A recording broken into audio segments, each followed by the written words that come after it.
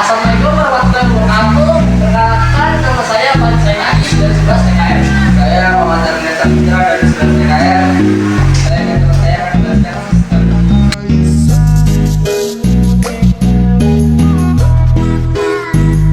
Assalamualaikum warahmatullahi wabarakatuh. Saya akan menjelaskan sistem starter. Yang pertama ada stop kontak sebagai penghubung arus listrik dan peralatan listrik. Kemudian ada baterai sebagai sumber arus listrik kendaraan untuk menyalakan atau menghidupkan mesin. Kemudian ada motor starter. Motor starter berfungsi sebagai merubah tenaga listrik yang telah dialirkan menjadi sebuah momen putaran pada mesin.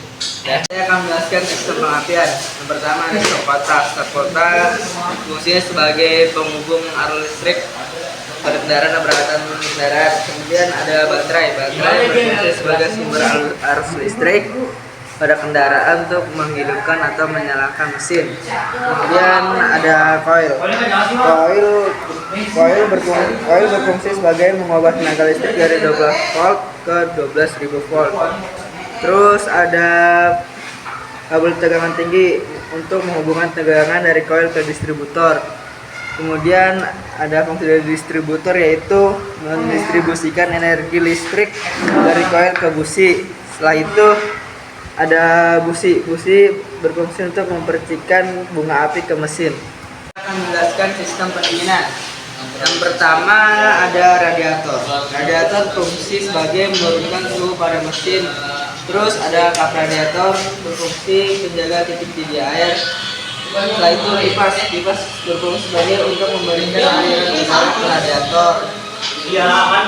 Selang radiator berfungsi untuk mengalirkan air yang panas dari temperatur suhu mesin ke radiator. Itu ada termostat. Termostat berfungsi mengatur sirkulasi cairan pendingin yang berasal dari radiator. Itu ada pompa radiator berfungsi memompa air pendingin dari radiator ke mesin. Kita sistem pembakaran. Di sini ada yang disebut dengan namanya tangki bahan bakar. Berfungsi sebagai tempat menampung bahan bakar, dan kemudian di dalam ada yang disebut dengan pompa bahan bakar. Berfungsi untuk memompa bahan bakar dari tangki mobil dan kemudian disalurkan ke mesin-mesin mobil. Dan kemudian di sini ada filter bahan bakar yang berfungsi untuk menyaring berbagai kotoran yang terdapat di dalam bahan bakar. Kemudian ada karburator yang berfungsi untuk mengatur jumlah campuran bahan bakar dengan udara yang masuk dalam silinder mesin. Dan yang terakhir ada bagian yang disebut dengan ruang bahan bakar, berfungsi sebagai menahan muatan bahan bakar sebelum dan sesudah pembakaran untuk memungkinkan energi ditransfer ke batang penghubung dan sistem transmisi. Saya akan menjelaskan tentang sistem pengisian. Salah satunya adalah starter.